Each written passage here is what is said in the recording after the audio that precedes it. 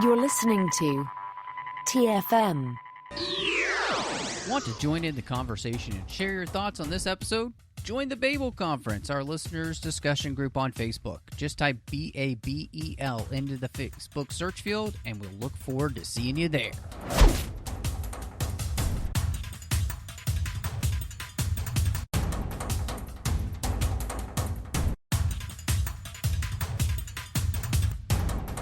I'm here to talk to you about the Avengers Initiative.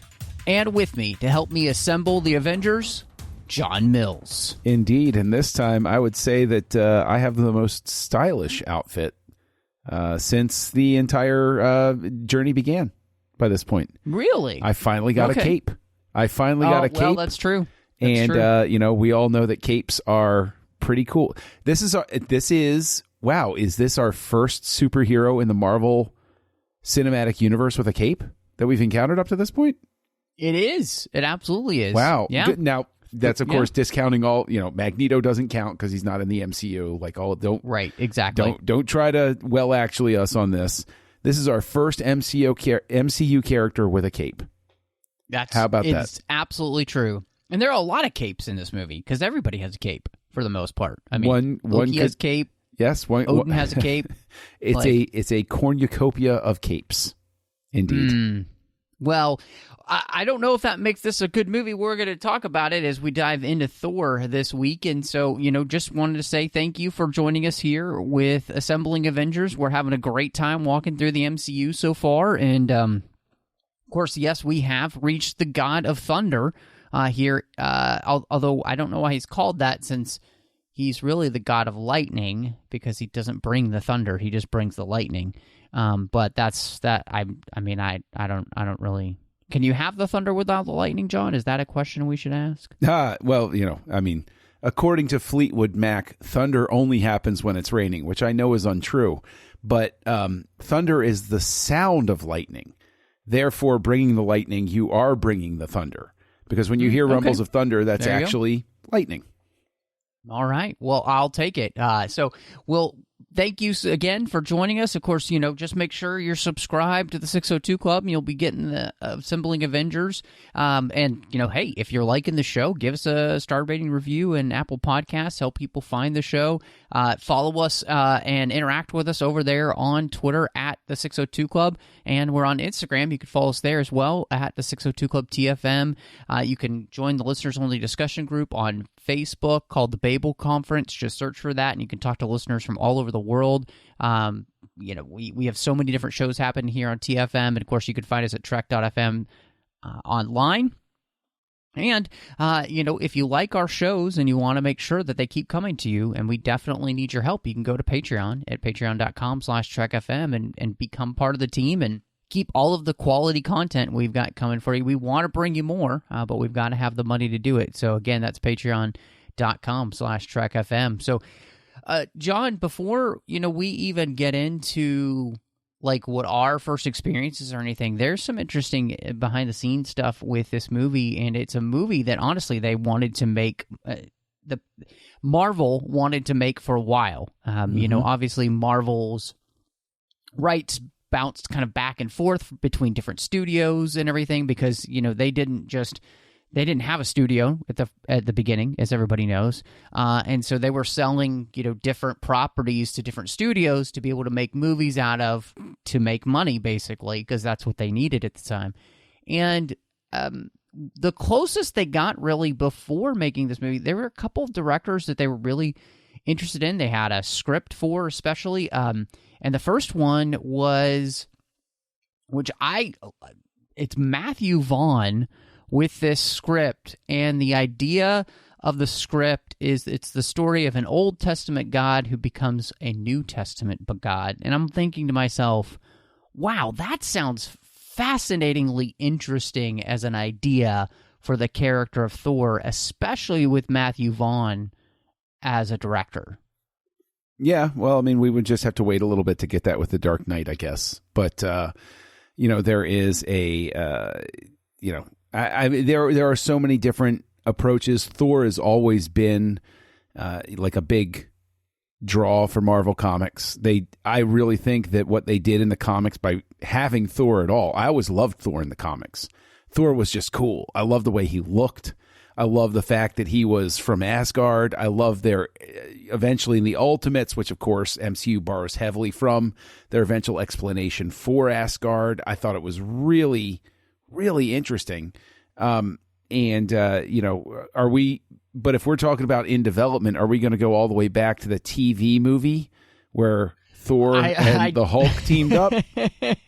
I did read about that, the idea that they had thought about this being a TV movie, and I didn't want to go all the way back to that because honestly, again, this is one of those properties that was kind of in development hell for a really long time.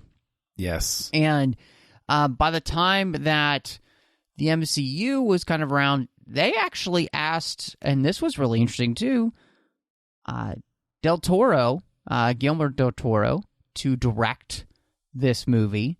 And he really wanted this kind of very dingy, Valhalla-like Vikings in the mud type of film, which, I mean, obviously is the complete opposite of what we get for Asgard here. And, of course, he leaves this film to go do the Hobbit, which he doesn't ever get a chance to do with all the rights issues there, and that's a whole other podcast. But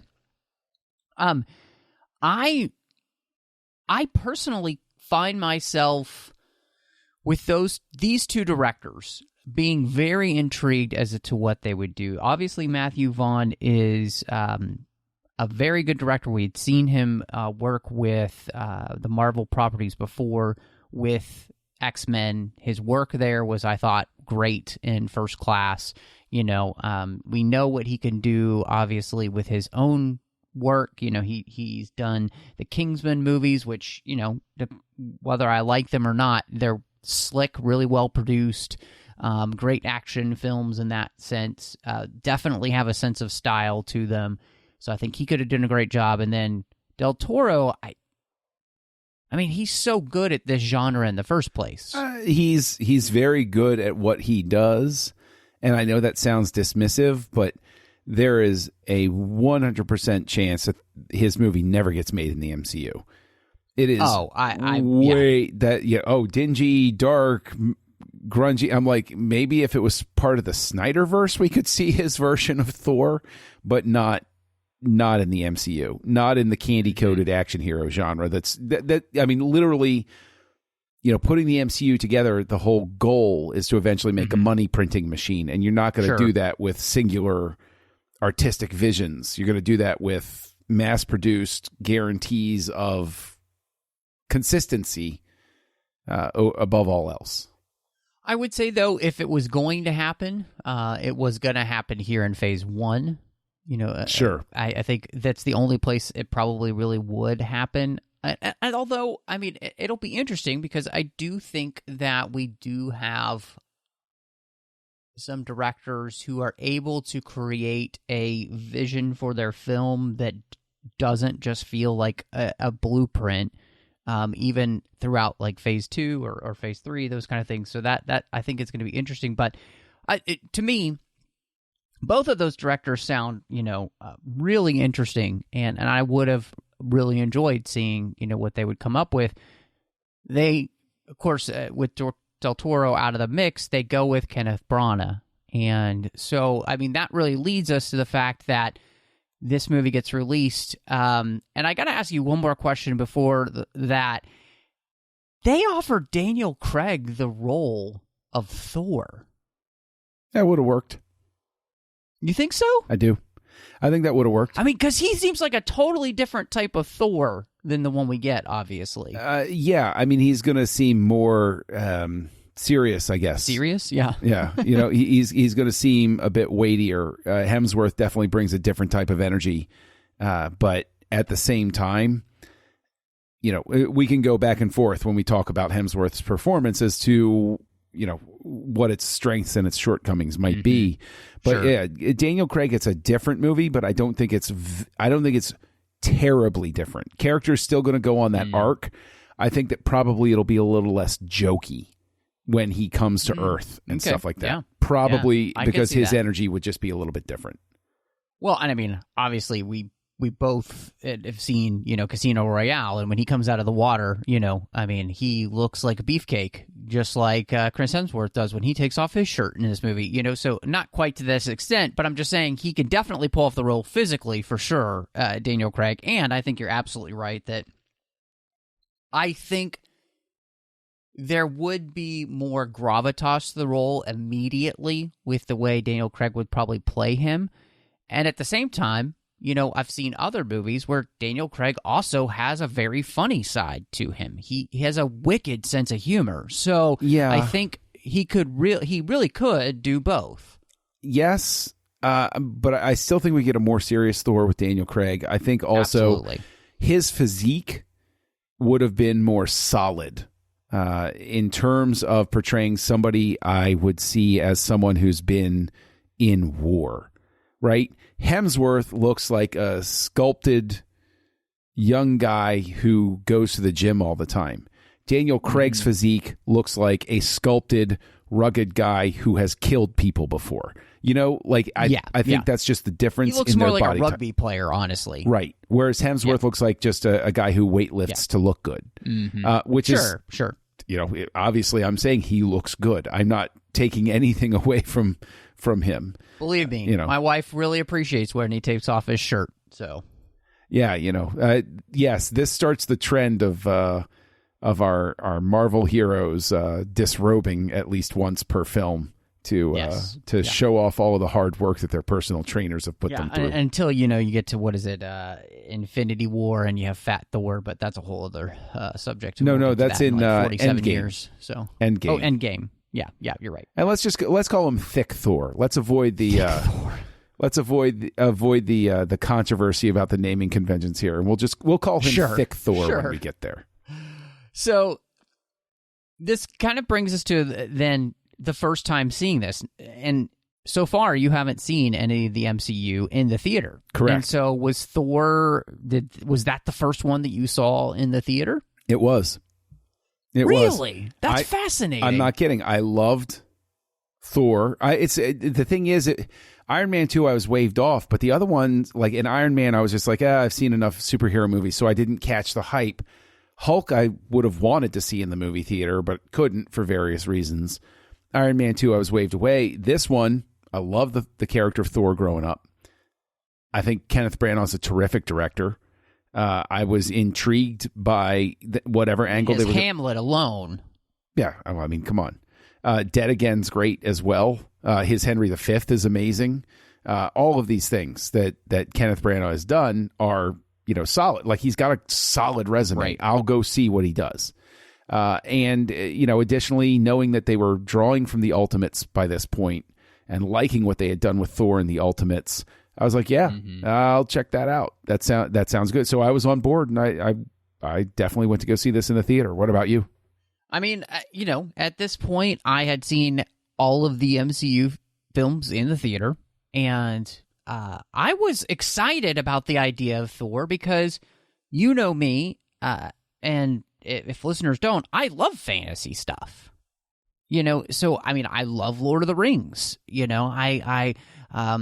I really enjoy like Game of Thrones. Like I enjoy these type of that genre. The thing that turned me on to fiction as a kid was actually The Lion, the Witch, and the Wardrobe. So for me, the idea of a mythological hero inside of the MCU was super exciting. Like I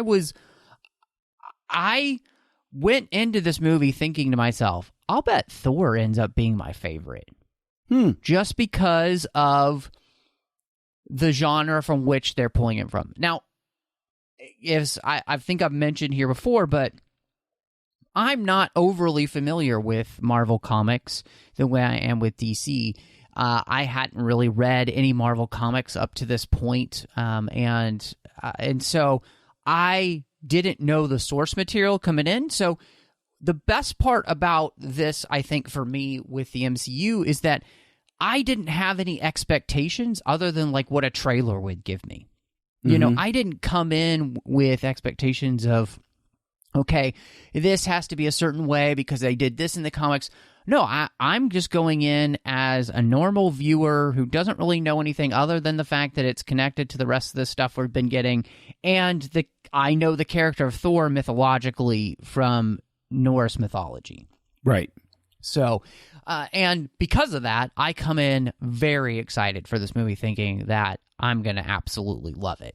And so I remember being in the theater and just being really excited to see this movie. And so, and, you know, like all the Marvel movies, you know, pretty great experience.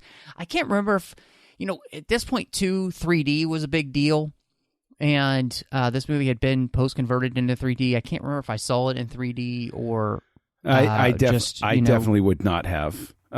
Because I hate post-conversion 3D with an absolute passion. Like, I hate it. I hate it. I hate it. I hate it. So I definitely saw this in 2D, nice. is the point of that one. So and you know, in all honesty, I probably saw it at least once in 3D is my guess at the time, you know, because it would have been a thing that I would have done back then.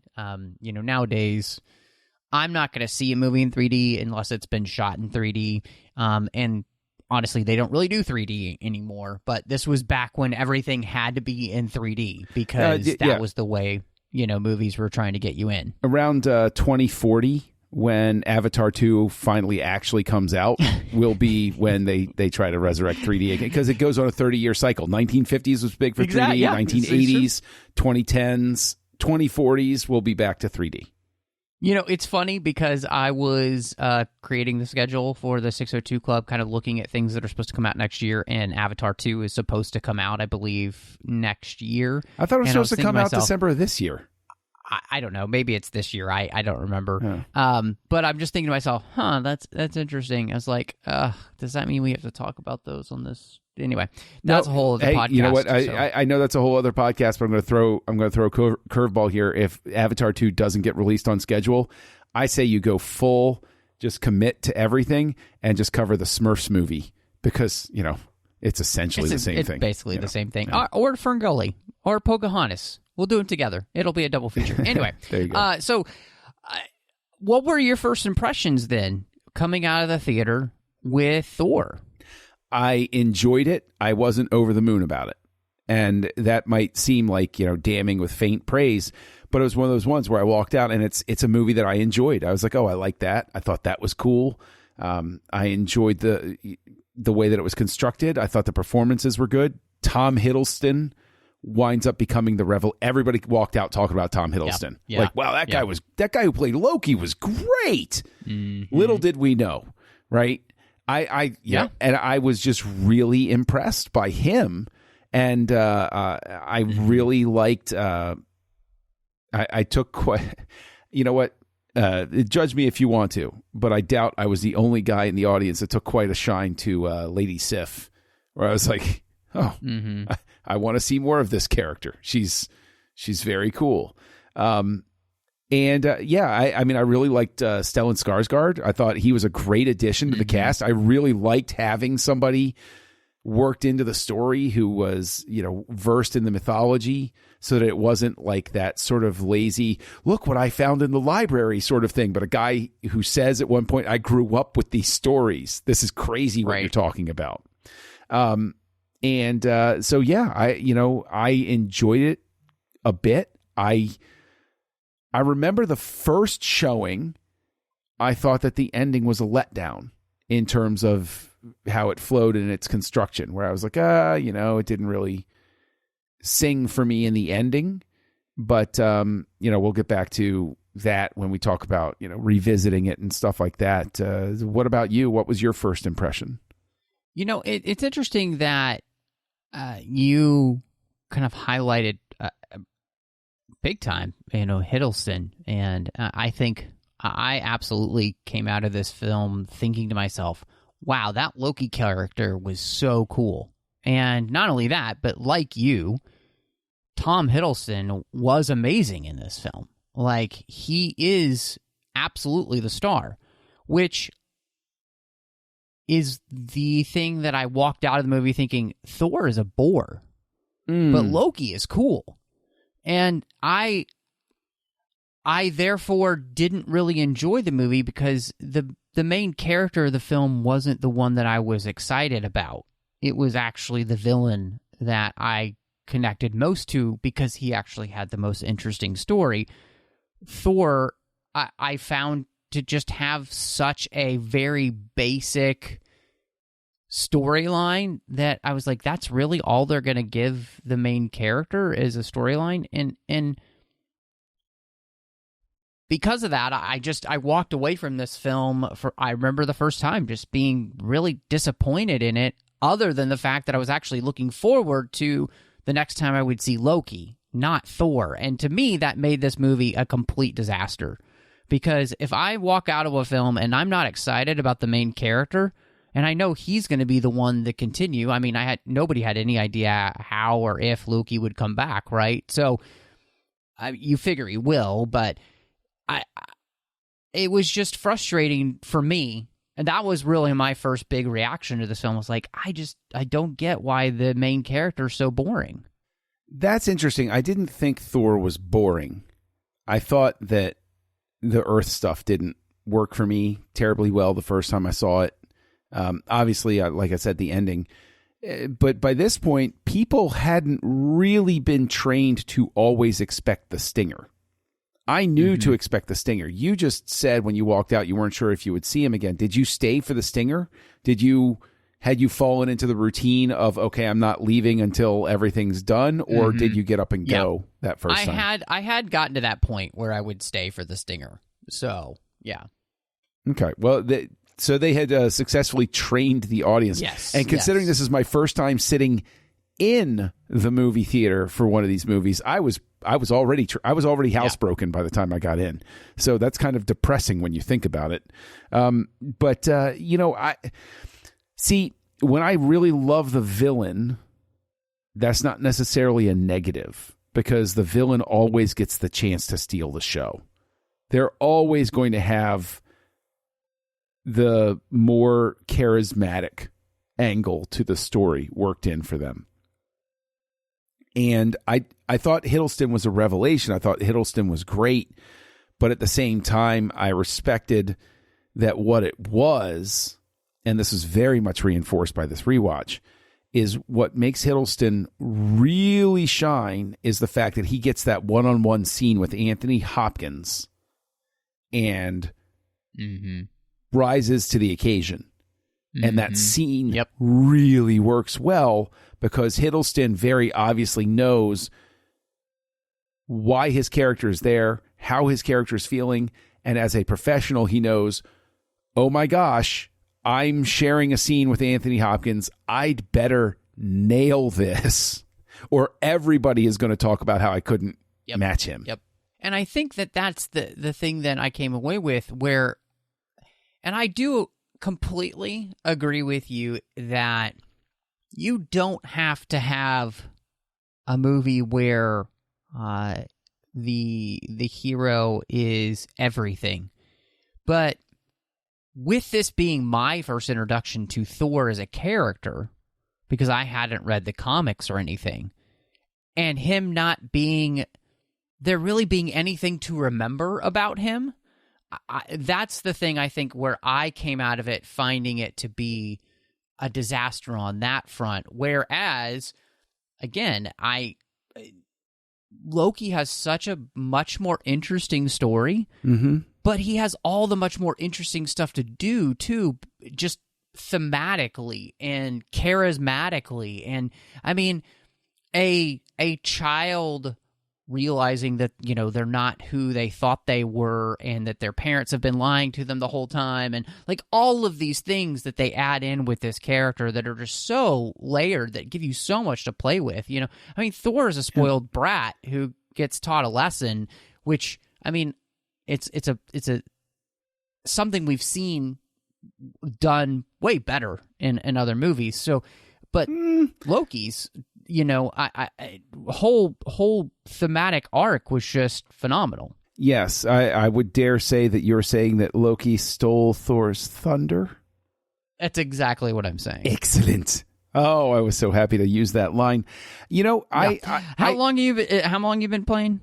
Like, did you been thinking about that one a week, a month? No, not at all. It was just while you were talking right there. Yeah, You heard me going, because I was like, oh, he said something I can use. So what's interesting to me then is revisiting this. I know that I was able to see what I had rated it on Letterboxd years ago, because I have revisited this once or twice before now, but it was I haven't watched it in at least 5 or 6 years. Sure. And probably my rating on Letterboxd carries over from, just remembering, oh, I thought this of it. And I had given it a 2.5 stars, and we won't get to our final ratings till later.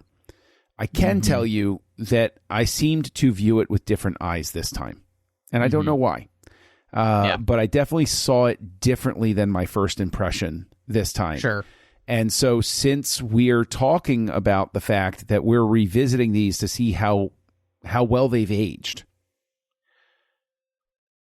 without giving away what your rating is, do you think that this film has aged better than Iron Man 2, or Iron Man for that matter, or The Incredible Hulk? Or actually, you know what? Get out of the comparison game. Do you think that this film has aged well and or gotten better with the rewatch? It's interesting because I'll tease that it does go up a little bit, but it is more in comparison to the rest of what I know from the MCU, more so than necessarily the film itself. And I do think that Hiddleston's performance here covers a multitude of sins for the film, and I enjoy watching his arc so much in the film that I was able to kind of be a little bit kinder to it. And I think in the rewatch of it, we just came off Iron Man 2, and I'm thinking to myself, well, which would I rather watch? Because we're watching him so close together, too, it gives me that opportunity to really be thinking about how it just plays as a movie itself. And I don't know, because even as I'm talking, I'm also thinking of things that really, really bothered me this time that didn't probably in my first viewing, that I might have to go back and take that raise I gave away. Because there's some things in here, camera-wise, that I really got annoyed with. Interesting. That's interesting, because I wind up going in the opposite direction, because I was struck that of the MCU movies we've received up to this point, I actually thought that this one was the most interestingly lit and the most interestingly photographed, because there was something more going on than there was in the previous, in the sense that I really liked the fact that they made the choice to use Dutch camera angles. I hated that. Absolutely hated it. Well, it was terrible.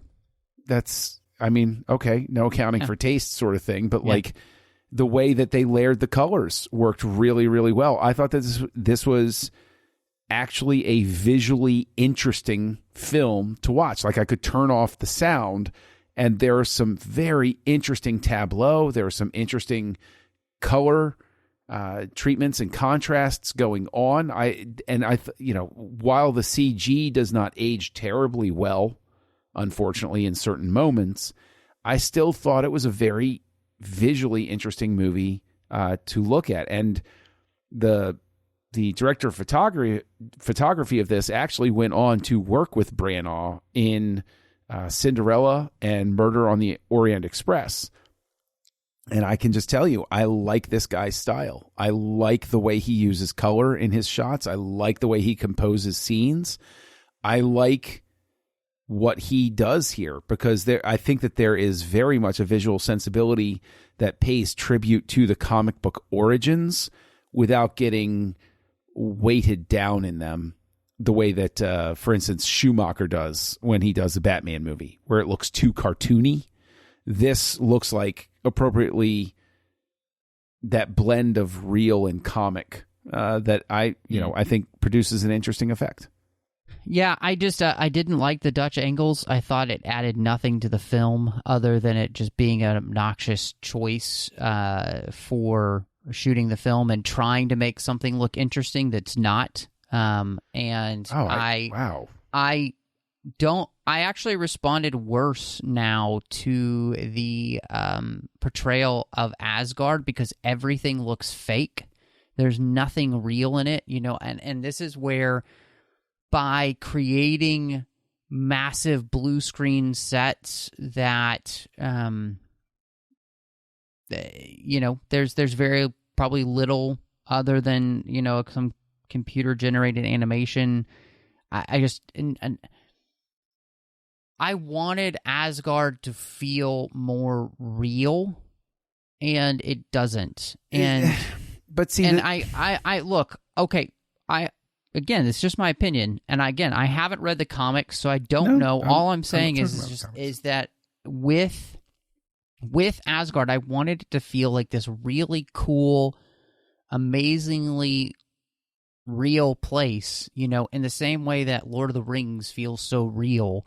Okay, and it just this just doesn't have any of that. And I was just kind of struck by the fact that why is Asgard so small? Like, all the realms are planets, and yet this is not even a planet. It's like a city on a disc, and it just I don't know. None of it works for me, honestly. See, I think that's being excessively harsh, because I'm not comparing it to the comics or anything like that. I think it's just it's an embrace of color and an embrace of doing different things than just straight setups with cameras. And the Dutch angles do, they're used to great effect to show characters off kilter and dealing with difficult situations. There's it's not like they just did it to do it. There seems a very intentional story choice to do it, and that's why it works. But I already conceded that some of the CG just doesn't hold up, which is unfortunate, because but at the same time, I guess I tend to be very forgiving of that type of thing, because I'm like, they're trying something, maybe they didn't have the budget, maybe et cetera, et cetera, et cetera. Right. So I'll look at it, I'll be like, but does the design look interesting? Is the color choice interesting? Yeah. Right. Okay. That's fine. And I think that's the thing that I didn't really enjoy about the design work, is it's just not that interesting. Like, there's nothing visually stimulating about Asgard. I mean, and part of it is because, and I'm sure that this is a reference to the comics, but just the way the city basically looks like a pipe organ, where, things get, the pipes get larger and larger in the middle. There's nothing grabbing my attention to say, oh, that's cool, or oh, that, it just looks vaguely spacey and like somewhat like, I wish that they had embraced much more a design sense that referenced more of that Norse feel, while at the same time making it grand. And like, when they walk into the throne room, it feels like it should be amazingly cool, and yet it's just this large, ridiculously open place that doesn't have anything to it to draw my attention. And so I think let me present a counterpoint. Let me present a counterpoint to that, because in Thor's introduction in that moment, he's the one that's the splash of color. So I think it's interesting in the fact that it just like a comic book would have a wash around it and varying shades of a color, and then have that one character pop. I think that that too is a conscious choice. I understand the criticism that you have for it. I agree. The design of the city of Asgard is nothing special. That's true. Mm-hmm. But at the same time, the Bifrost, the Rainbow Bridge thing, is very cool. Is very interesting. No, I mean, I don't have a problem with that. I mean, that is pretty neat. I thought that the armor was a really interesting, adaptation of things, but also, the only downside with armor stuff like this, and I don't know that there's a way to get around it, but the only downside with armor stuff like this is the design looks cool, let me put it this way, at a distance, but then when you get in the close-ups is when it looks like molded plastic. And it's like, like you have to... Yep. I'm not going to be looking at these people in long shots. Right, but I mean, and so that's the difference that I think, like, say, Lord of the Rings, where it literally is armor that they have created and they've overlaid, like, leather to it and etched, and, that's what they should have done for this, because I think it gives a reality to it, and it helps really sell that scene specifically where Thor walks in and he's about to be crowned king. It's an homage to the Ten Commandments, right? When Moses returns and he's got all of the spoils with him and everything, right? And the problem is that scene is just visually not interesting because nothing in the room is that interesting, because nothing in it feels real. And I think that's the frustration to me, is that they're in these massive halls and it's supposed to you're supposed to feel something when you're in there, but all I feel is that it's not there. And I'm sure probably people will yell at me and be like, what about the prequels? Well, every time somebody's in that room, I don't know. It just this here, it just doesn't work. And that's the thing, is I don't discount that there are moments that don't work, but I think I just, looking at it in the totality and the design aspect, I think it does work better, far better than I gave it credit for in the past. Yeah, and I'm definitely glad to hear that it works better for you. I mean, I'm not going to discount that fact, because I know that's a big deal. I know, but I always bristle at like that better for you sort of like phrasing, because it's like, it's not because I'm being too nice here. It's like, or maybe it is. I don't know, because it really is one of those things where I'm looking at it from the perspective of what I think is fun about this movie. Sure. Is that Branagh comes at it as if it is a stage play and that it's a Shakespeare stage play. And I think that is possibly what makes it flow, because the thing is, while there may be shortcomings here and there with some of the effects, with, and some of the prop construction and stuff like that, there is a speed with this movie where it moves, the pace. It never, it never slows down so much that I feel bored, and it never accelerates to the point where I feel it's not giving a fair shake to a segment of its story. I think that Branagh's a good storyteller, and he understands how to balance those things. The downside of that is that at points it feels too much like an adaptation of Shakespeare as opposed to its own thing, where it's almost as if somebody is imagining, well, what if Thor was just like Henry IV? And it's like, oh, okay, all right, cool. And it works overall, but it loses some of its own identity in those moments. Sure. It's interesting that you say that about the speed of the film itself, because I'll disagree with you there, because I don't think that this film gives enough time or weight to things to allow me to feel the changes in the characters that are necessary for me to buy the storyline at the very end, because I don't think we spend enough time or give enough time to Thor on Earth for me to buy that his whole outlook on life changes that quickly. He's there for like a day and a half. Like, that's not enough time to completely turn from being a complete, narcissistic a-hole to being somebody who is now going to be sacrificial, which I love that thematic element of the idea that somebody turns into being the hero that will be willing to give up their life for somebody else, right? That's one of my favorite arcs. Problem is that you don't actually do a good enough job in this film to make me buy the fact that Thor makes that change. The thing is, you're conflating here the story construction with the editing. Like when I'm talking about it moves at the right clip.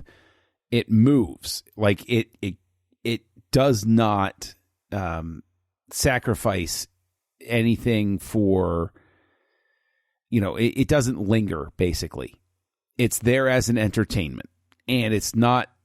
It does. I think that what works very well compared to some other stuff that I've seen is that it does not get weighted down in its own pretensions. It doesn't have any illusions about what it is. It knows what it is. It knows the basic type of story that it's giving. And in terms of Thor, how long he's on Earth sort of thing, fungible, I think. Like I didn't take it as a day and a half, literally. I took it as a longer period of time that he's there, long enough to fall in love. But even if you're like, oh, well, he fell in love and it was one day, it's like, well, that's a story we're used to, that, that love broke his heart open. He was always a good guy inside, and love broke his heart open, and he realized his mistake. Mm-hmm. And all it took was just that moment of realizing, how terrible he had been. And that's the redemption arc right there, that there's no mandatory duration of time that somebody has to have to have that. Scrooge redeems his entire life in one night. So who am I to complain about Thor if it's a day and a half? I feel like the problem is that the movie spends all of its narrative energy on giving me the story of Loki, and none of its narrative energy really enough on the main character. And again, I don't feel like we're spending enough time with Thor to truly buy his story and to make him genuinely interesting, because he's just not that interesting. I'm going to disagree there as well. I don't think that he is as charismatic as Loki. I've already conceded that point. But I think showing Loki's, origin story as a child doesn't mean that we got less of Thor. It's that Thor, we get plenty of setup for Thor from the get-go. And that scene where they go off and he impetuously runs off and almost starts a war and starts, fighting everybody without, he's using his heart instead of his head. And then Odin has to show up and bail him out, sort of thing. Mm-hmm. That's my origin point for him. That's plenty of time to learn all about Thor. And, and then counterbalance at the end when he's willing to lay his life down for everybody and say, you know what? No. Sure. It's fine if I go. You guys need to get away. And the thing is, I'm not trying to do a pitched defense of the film per se, but I do think you're being a little too hard on it in those specific terms. I really do. And I think that it's an interesting experience because I do think that this is one of those films that is, because it's aged better from my perspective, and because it did prove to be emotionally affecting at certain points. Again, because I think Bryan knows how to tell a story in an efficient, straightforward manner. Odin's tear running down the side of his face. Loki's legitimate sense of betrayal, but then he's also a jerk.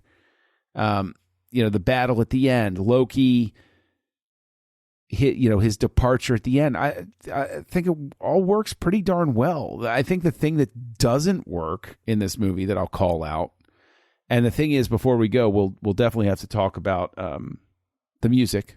We always seem to leave that to the end, unfortunately. But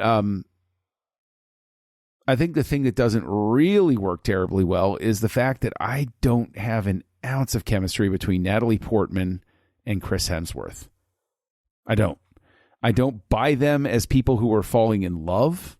I don't feel any sort of like electric thing. I felt, and I know everybody's gonna roll their eyes at this one, but I felt actual chemistry between Natalie Portman and Hayden Christensen. I did. Go ahead and say what you will. I actually found there to be chemistry between those two, whereas here this is just two actors in their roles, sort of thing. I think there's one scene where there's a little bit going on, but it never quite hits that sort of thing. But then, Sif and Thor, Jamie Alexander and Chris Hemsworth really seem to have a legitimate chemistry. And I think that also undercuts a bit of the work with Hemsworth and Portman, because I see two actors who do have that sort of electricity between them, and then two actors who don't, but the two actors who don't are the ones that have the love story, and it's just a little disorienting. What do you think about Hemsworth and Portman's I think that together? I think maybe that's one of the reasons why I just respond so badly to all of the Thor stuff. Maybe,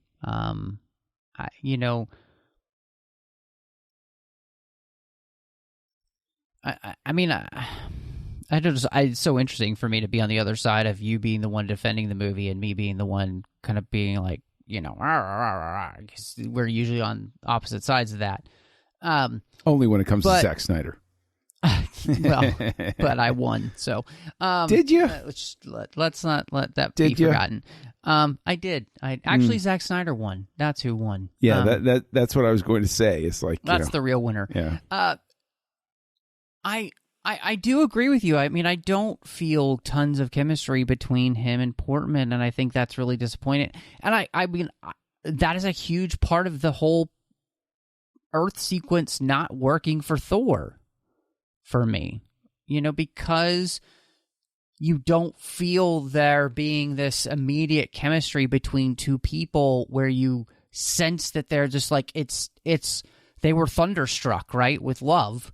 That doesn't happen. And so all of the rest of the stuff I feel more chemistry with him and Stellan Skarsgård. But see, as bros than I do with him and Natalie Portman. I concede that as well. The one thing I'll say is that it's an interesting reversal in a sense, in that I think we're used to a male character being awestruck with a very attractive female character, and in this it's reversed, where Thor is sort of unaware of her until he spends more time with her.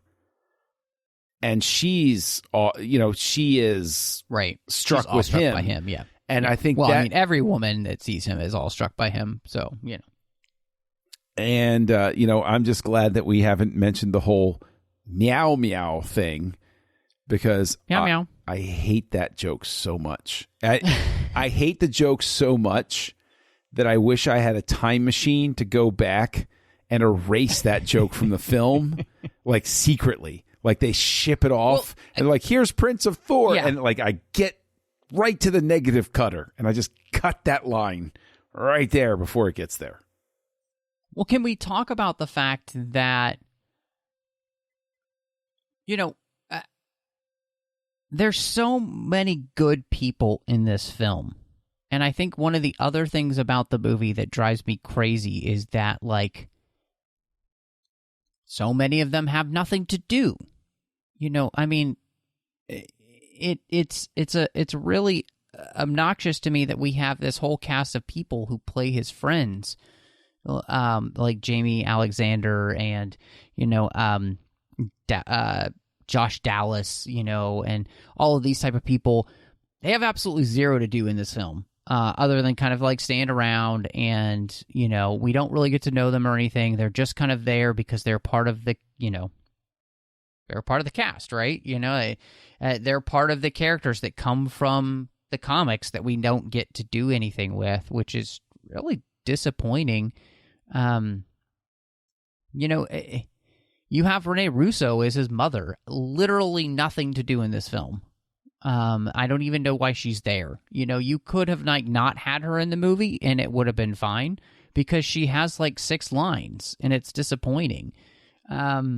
So I think all of that drives me crazy about this movie. And part of that, and I will be honest, I would much rather this movie had taken more time with itself and given me maybe even just 10 more minutes of character moments so that I could actually care about some of these characters more, because of the relationship between him and Portman, him and Jane, I don't have any connection with them. I don't really have any connection with his time on Earth then really that much. And I don't have a strong enough connection with Thor and his friends to really get them following him doing really stupid stuff all the time. I disagree on that. That's I another disagree thing. on that. My wife said too. She's like, he's just a dummy. No, I don't agree. I don't agree with that at all. I really don't. I think that Thor goes on a much more interesting arc than that. I think than the way you're portraying it. And again, I'm not doing a pitched defense of it, but the simple fact is that there isn't a false note on the scale that I'm hearing you give it, right? Where there are things, again, that I've conceded don't work particularly well. I was the one that called out, Hemsworth and Portman at first, right? And the ending didn't really, mesh for me particularly well with the first viewing. There were still some structural problems with it. I think that going through your comments as I listen to you, I think that probably what you're reacting to is something that I didn't react to this time as strongly, maybe because my perspective on the MCU, where we are in the journey, maybe there's something psychological going on. This is setup, right? Phase 1 is all about setup. And I think that probably what's happening here is I'm cataloging it that way on some sort of subconscious level. I'm not trying to be like Freud here or anything like that. But basically you're bristling at the fact that, Rene Russo's only in it for a handful of minutes. But they know they're going to use Rene Russo later. So she's in a Mace Windu type of role. And Loki is big splash. Why does he take so much attention from Thor? But even just looking at the stinger, we know Loki's going to come back. And I know already Loki's going to be the major villain in Avengers, right? That we're hurtling toward at this point. So maybe there is some sort of factor there where I'm just looking further down the line and I'm just sort of cataloging it that way. I'm not saying better than, I'm not saying it's good, I'm not saying it's bad. I'm just saying it's a different lens through which to view it. And maybe that's the lens I wind up unwittingly viewing it through. And so I'm, forgiving some of those sorts of things. I don't know, maybe. I think that this movie doesn't do a great job of introducing the main character in a way that's interesting. And I still feel that way. It's one of those things where my original reaction to the movie hasn't changed all that much and maybe my reaction is also based on the fact that the character never gets better than this.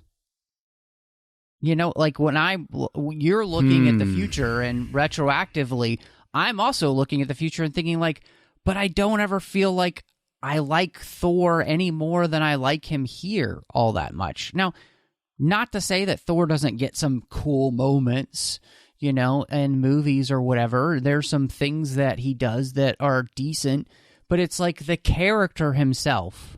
I never really care about him as a character all that much. And the only time I think that's the case is like it could possibly be Endgame, I think, where it's like they finally dealt with the character in a way that made him like come. It might have been Infinity War. I get them mixed up. Anyway, but where it's like they finally allowed the character to react to things in a way that felt so much more real and so much more right for the character, and it just something clicked in that moment. Here again, like I think the thing that I bristle at is that everything happens so quickly for the character, and I almost want more time to be spent. Maybe I want the movie to spend more time on Earth to give him the opportunity to really struggle more or something. I don't know what it is, but it just doesn't. See, it never coalesces for me as an arc, and I just it's frustrating. Yeah, I don't know. I don't know. I honestly think it might come down to one of these taste things, because again, I don't take it as literally like he's on Earth for 90 minutes sort of thing. Like it's very much a time compression sort of thing happening. And I don't see it as, you know, as quick as all that. Sure. I mean, don't look.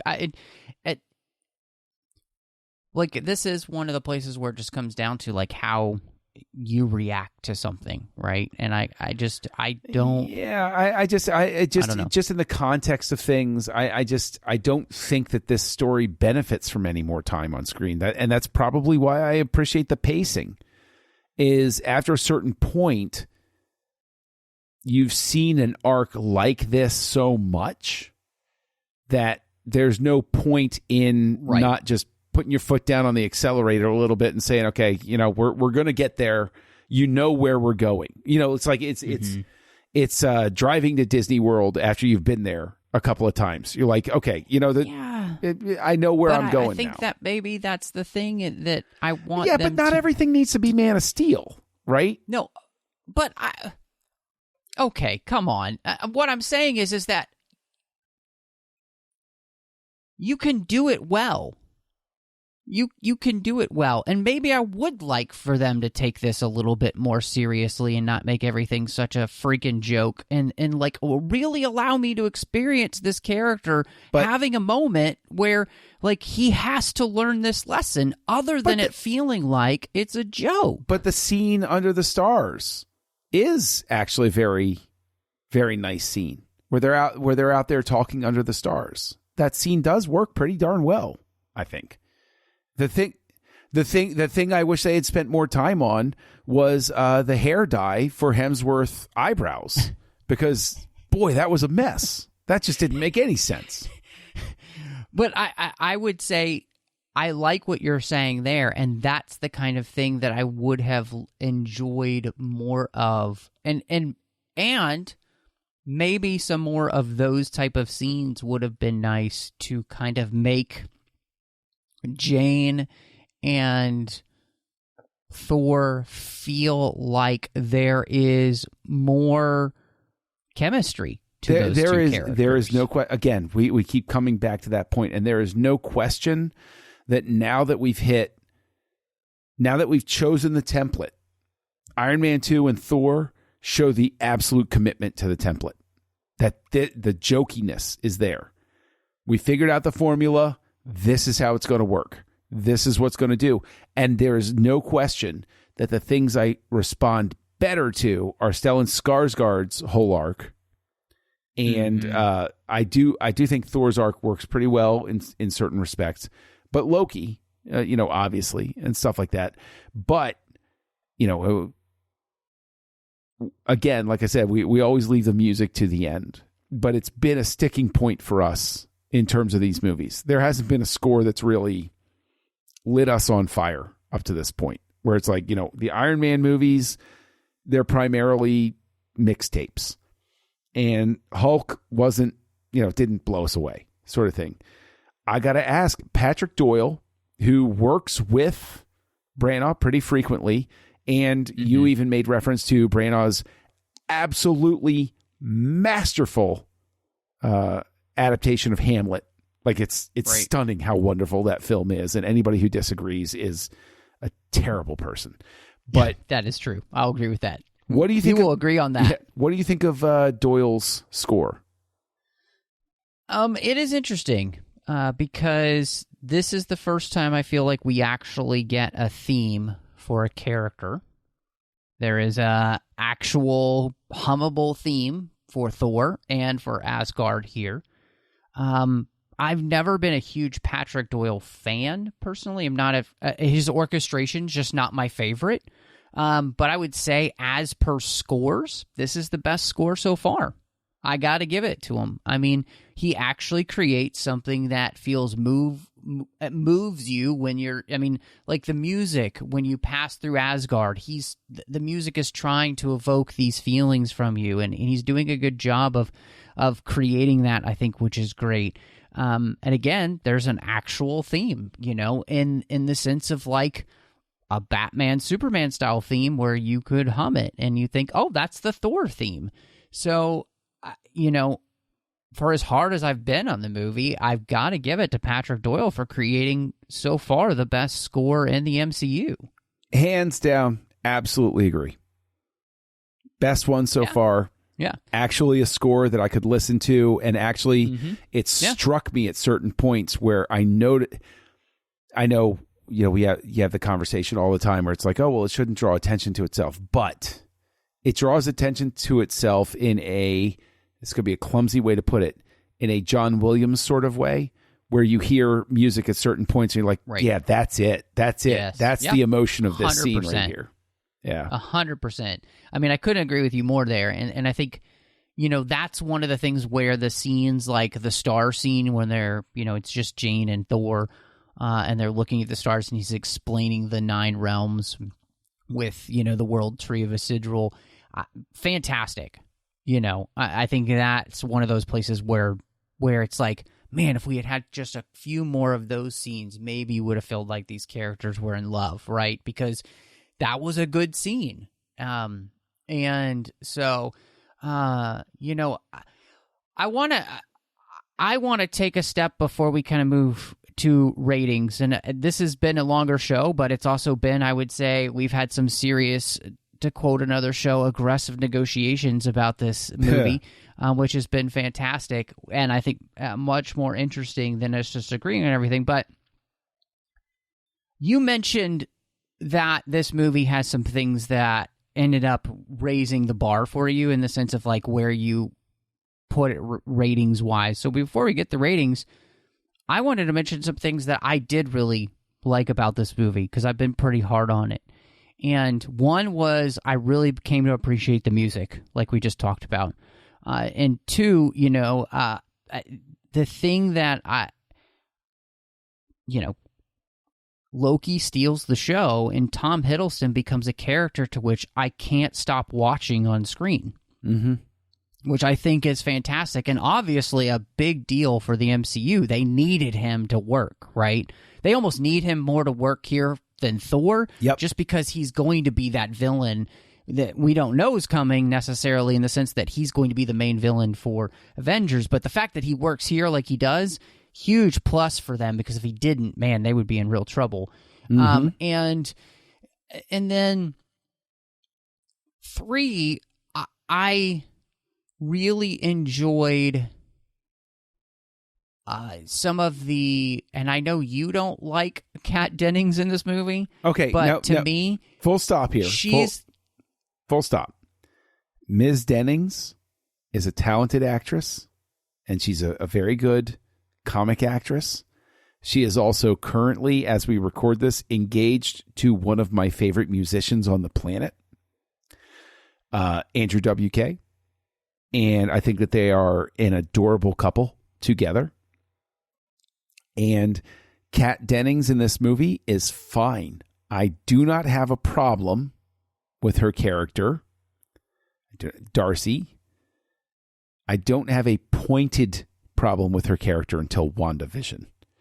WandaVision is where it all goes off the rails for me. She's comic relief in this. She's not my favorite character, but she's fine. It is very specifically her role in WandaVision as the token explainer drove me up the friggin' wall. Yeah, here I've always responded well to her in this film. And then the last thing I've got to say that I think I really responded to is we had such an issue with the way that they introduced Natasha in Iron Man 2. The way they introduced Hawkeye in this movie, fantastic. He's not a focus. He's not like, oh, hey, look at me, you know. It's just he's a guy who's working for Coulson at this, you know, spot where the hammer's dropped, and it's never like I'm somebody important that you need to pay attention to, because again, I didn't know the comics, so I didn't know to pay attention to this dude. And so when I just see him later on, you know, in Avengers, I'm like, oh, cool, right? So I felt like they introduced him really, really well, without just being like, this is a connection point, you know, like it was really well done. So I got to give them that. All right, good. I'm glad that you could find your way to saying something positive. So I'm curious. I'm just teasing. You're Mr. Positive. You're always Mr. Positive. I try to be, you know, I think it was okay. You know what? I'm going to call this out. This is the thing that blows my mind. Is you're hacking on this harder than you hacked on Iron Man 2. And that absolutely, and by your own admission, you'd rather watch this again than Iron Man 2. So I'm like, bro, what's up here? Like, so like really, you got to tell me what your rating is. Yes. And to answer that question, though, first of why I'm hacking at it is that I think I see more potential here. And I came into it originally, originally, hoping to love it. And then when I didn't, I think that's what made me frustrated. And so the movie let me down in that sense, you know? So I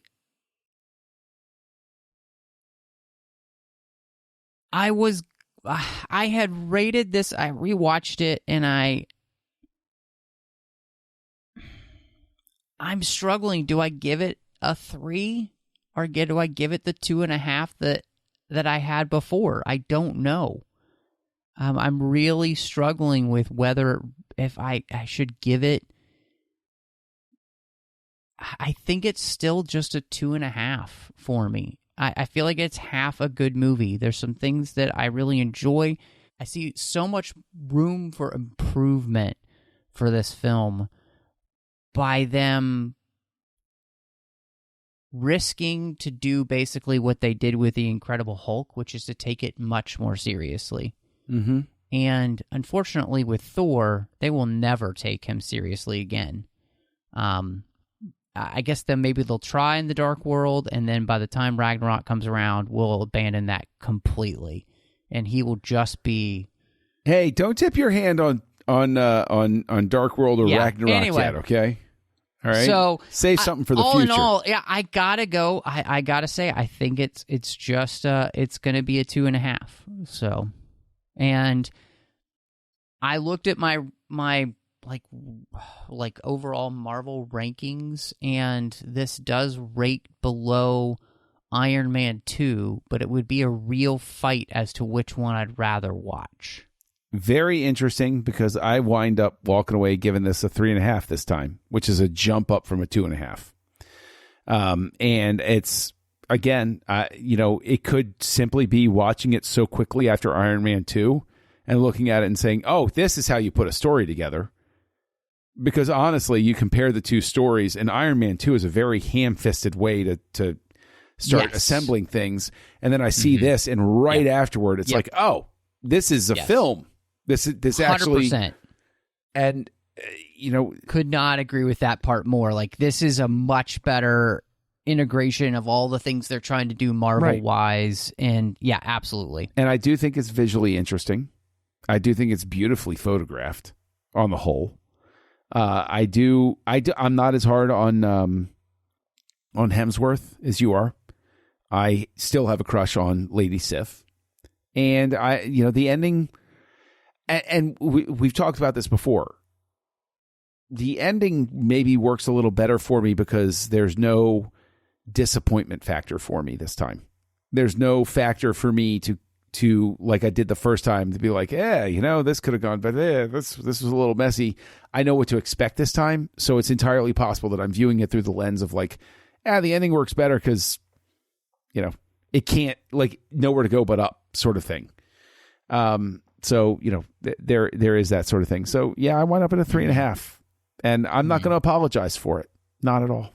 No, and I don't think you should. Again, like, I think that may be one of the other things we didn't even talk about, but I found the finale, at least on Earth, really boring because I thought the Destroyer was a terrible design and super boring. Like, there wasn't anything exciting about it, or, it just felt like, big CGI thing that we didn't spend any time designing comes at, But, yeah, I'm really interested then, how do you rank the films so far? What would you put them in as a ranking order? We always joke about this, don't we? About you. This one's not that hard, though. You're going to have to tabulate for me. But I think that since we're only 4 in so far, still give top spot to Iron Man. Mm-hmm. Incredible Hulk still winds up in the second slot. Thor number 3, Iron Man 2, still pulling up dead last. What about you? Well, I think the only thing that's different is I got Iron Man, of course, and Incredible Hulk right there at 1 and 2, and then it's going to be Iron Man 2 after that. Okay, and Thor after that. And the reason is no. And remember, I said that when we talked about Iron Man 2, the thing that I wouldn't want to rewatch that movie, but if I did, it'd be because Robert Downey Jr. is so much more enjoyable to watch here than the main character in this movie, Thor. So Disagree. I'm struggling between if I want to see a movie about a hero and it's those two movies, like, it's going to be Iron Man 2. Right. If I want to watch the movie about the villain, it'll be because Loki is in this movie. So, it's... wow. See, the thing is... It's a toss-up, really. People frequently talk about my ability to commit to the bit, but I'm in the presence of a master of committing to the bit right now, because there's no realm of the 9 realms. In none of those realms is Iron Man 2 a better movie than Thor. Not a chance. No way. Not no how. So... No, you know what? Let's just pull the plug. Why don't you tell everybody? No. We're going to tell everybody where they can find us online, because you've devolved into insanity at this point. This is I don't even know who you are anymore. Can I at least say that on the ranking scale of all MCU things for me, like, it's Iron Man 2 and then Thor is right below it on the list. Doesn't matter. So it's like, no, it's not like. Anyway. Like, seriously, you might as well have just told me that the tree controls, like the electricity in my house or something like that. It just doesn't even make sense. No, I'm sorry. Just. Don't apologize for your nonsense. Really, no. If nobody has not picked this up yet, I have a really hard time with this movie. So I just do. I picked up on it. But the simple fact that you admitted earlier that it's a better movie than Iron Man 2, but you still rank Iron Man 2 above it. Come on, man. Thor's just really boring. Anyway, you can find me on social media under the name MattRushing02. You can also find me all over the place here on the network, not only here with the 602 Club as our general geek show, and of course Snyder Cuts with John in the same feed, as well as Assembling Avengers, but I'm also doing Literary Treks, The Orb, and Warp 5. Literary Treks about the books and the comics of Star Trek. Warp 5 is about Star Trek Enterprise, and The Orb is about Star Trek Deep Space Nine. And then over on the Nerd Party Network, I did a show called Owlpost with Drea Kaufman, where we talked about all of the Harry Potter series, one chapter at a time, and that's a finished show. We actually done now, so you can just go and listen to your heart's content, all those Harry Potter chapters. And then John and I talk about Star Wars each and every week on a show called Aggressive Negotiations. But John, if people want to catch up with you and yell about how you were right and I was wrong, or I was right and you were wrong, I don't know, where can they find you? Oh, people fear the idea of admitting that I was right about things because, you know. Well, this is true. Nobody. Your head's already big enough. Is it now? That's why I shaved my head. Is I've got so much ego heat coming off is that of it. why you shaved your head? That's why I shaved my head. I just thought it was because hair doesn't grow there anymore. God shaves the top, I shave the sides, okay? That's the way that it works. So you can find me out there as Kessel Junkie, KESSELJUNKIE, wandering around the internet using that username as much as I can. Letterboxd, I have a lot of fun over there.